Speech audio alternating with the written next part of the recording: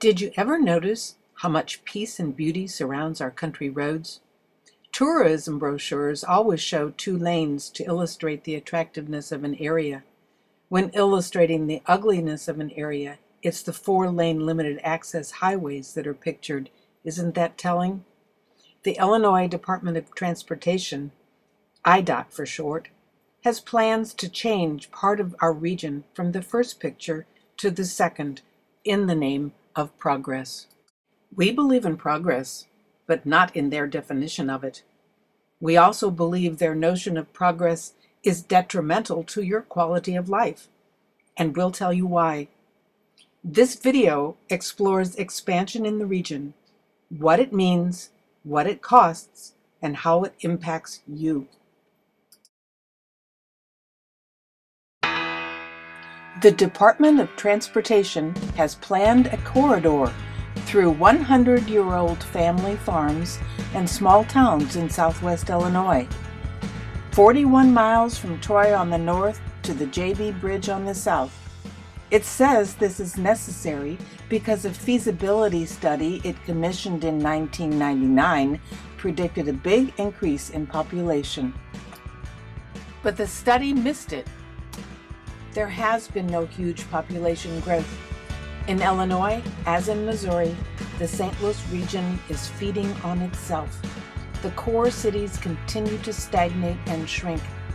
TIF Walmarts wrench assets from adjacent, slowly declining municipalities out in the sprawl. Even with the TIFs and asset stealing from municipality to municipality, the huge growth predicted in the feasibility study just hasn't happened. Population has shifted. Towns have annexed more land. Subdivisions have been built.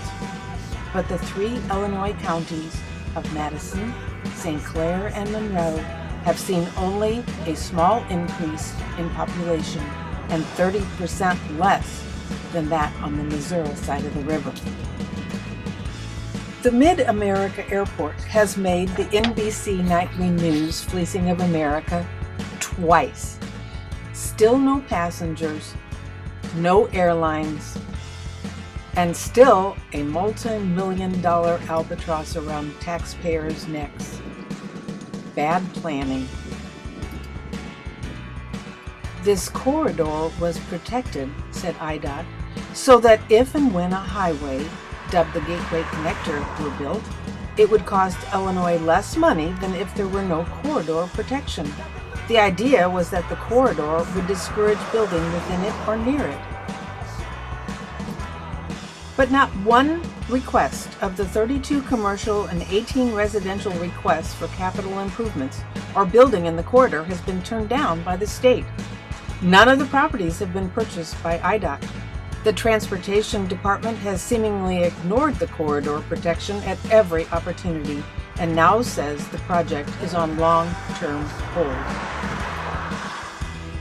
In 2003, a small group of neighbors and concerned citizens gathered around the dining room table at a farmhouse in an unincorporated area of St. Clair County. This was the birth of Stop 158, Citizens for Smart Growth. They formed a steering and study committee, and over the last 9 years, they have studied the proposed highway and come to realize it is a symptom of a much larger disease: urban sprawl, dysfunctional political systems, and greed. Others agree. More than 2,000 people have signed a petition against the Gateway Connector, and the Stop 158 website has had more than 20,000 hits. It's no surprise folks are rallying around the Stop 158 cause. More and more understand the importance of smart growth. But did anyone hear of a public debate, a referendum, or an outcry, or whatever that said that the current residents of O'Fallon, Troy, Muscuda, New Baden, and so forth wanted their cities to abandon their agricultural origins and small-town values to become just stops on Route 50 or I-64? I don't think so.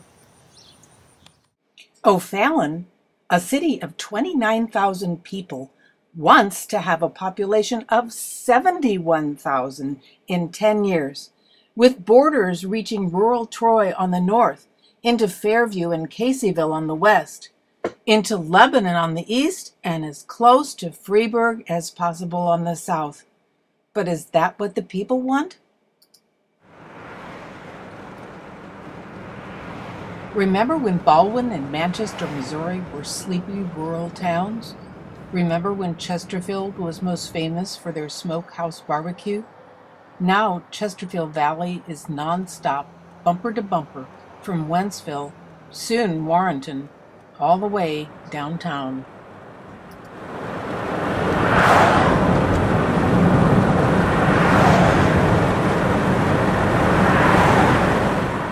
Our Route 50 is closely emulating that in West O'Fallon.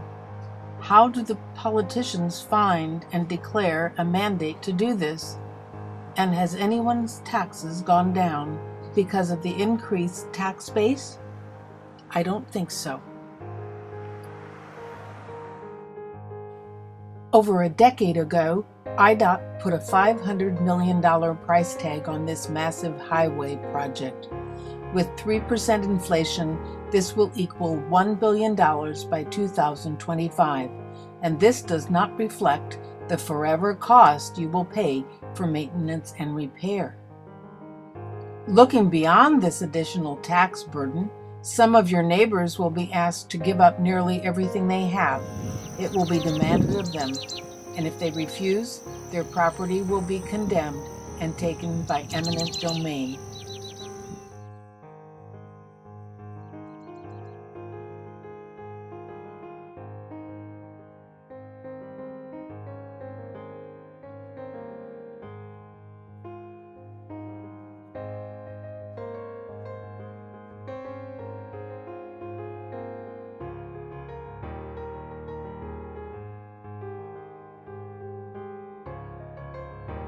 Sometimes things have unintended consequences.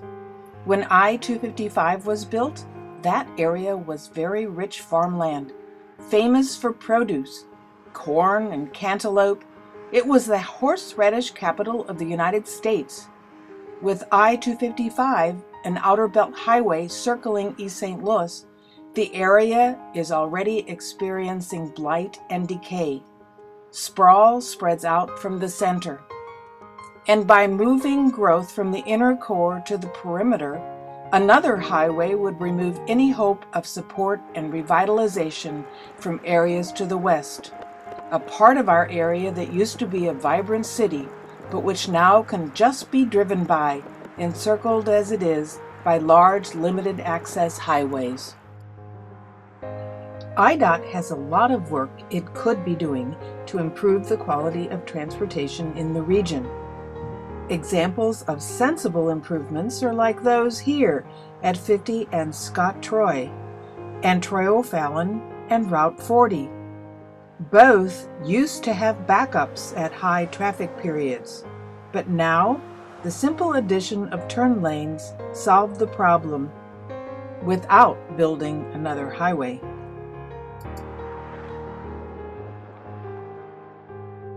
But bad planning by the Transportation Department looks like this on the road to Carlisle. These structures were built for the David Van Aken Memorial Highway. David lived just south of Lebanon, and he often remarked that he had had enough highways already.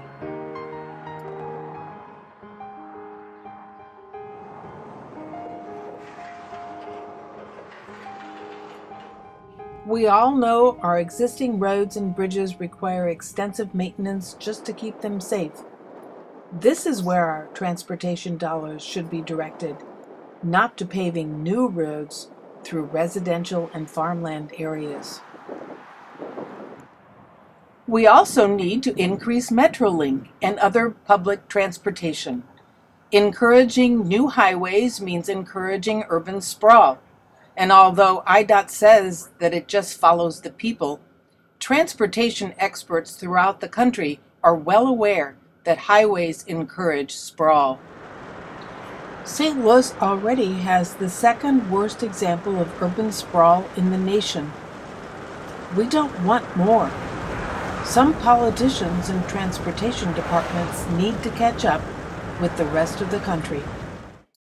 Citizens for Smart Growth supports choice in housing, rural, small town, and urban environments with detached single-family, duplex, and apartment opportunities. As our population ages, these choices become more critical.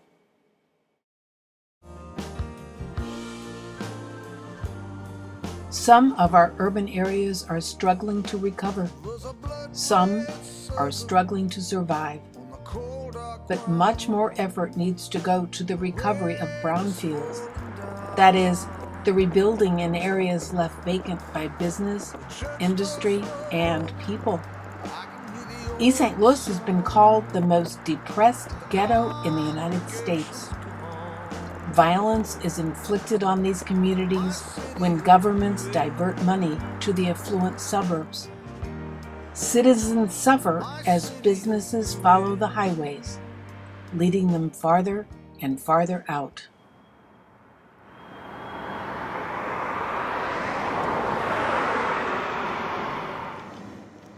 We all know that your gasoline prices, the cost of electricity and natural or LP gas is booming, and smart planners know it's important to curtail sprawl and encourage people to live near their work, to build smart and encourage a culture of conservation rather than exploitation. But when politicians' only solution is to build more roads, we are stuck in our automobile dependency. But if we think oil is at its peak and the end of suburbia just around the corner, wait until water becomes the issue. Forward thinkers understand the nation's water supply is threatened now. The biggest source of contamination is runoff from paved surfaces, and it's getting worse. The last thing we need is more pavement. But trails are something else. We have an emerging set of bicycle trails, and this is encouraging. Some are even biking to work. In a few places, communities are even installing bicycle racks, common in Europe and other developed countries. Have you been hit by rising food costs? Certainly, if you eat bread and drink milk. Taking more farmland out of production will only worsen the situation as demand for field crops outstrips supply. Already, our region is designated as a non-attainment area for air quality by the federal government. Pollutants cause a huge increase in asthma, and sprawl adds greatly to this problem. One of the stated goals of the Gateway Connector is enhancing the environment. But a highway is no way to enhance the environment. With highways, you get more subdivisions, more strip malls. Highways encourage sprawl, pollute water, take away farm and wetlands, cut trees and forests, and reduce animal habitat. And that's what happens when your future is controlled by the road builders and the developers and their friends. The St. Louis region has 10.7 lane miles of highway per 10,000 population. This is the highest rate of any of the 25 major metropolitan areas of the country. St. Clair County, where most of the corridor is located, has an estimated 27 lane miles per 10,000 population, 98 miles of interstate in one county alone. Justifying another interstate-type highway as a way to speed up traffic is no reason to add tons of pollutants to the air from ever-increasing numbers of trucks and cars that are always drawn to more highways further out. Joining stop158 as allies against the Gateway Connector are the American Bottom Conservancy, the Illinois chapter of the Sierra Club, United Congregations of Metro East, the Echo Hawk Foundation, Citizens Against the Sprawlway, the 47 Plus Coalition, Our Tax Money, and the East St. Louis Alliance. All around the country, people are banding together to say enough is enough. Take care of what we have. Protect and enhance our environment. Stop sprawling and start rebuilding. Rebuilding our core cities. They deserve not to be abandoned, and their children deserve decent schools, as we all deserve responsible use of our tax dollars. It's been said, apathy is one of America's greatest problems, but who cares? Well, we care, and we know you do too. Here's a chance to show just how much you care. Sign up and sign on. Together, we can protect and enhance the quality of life for all.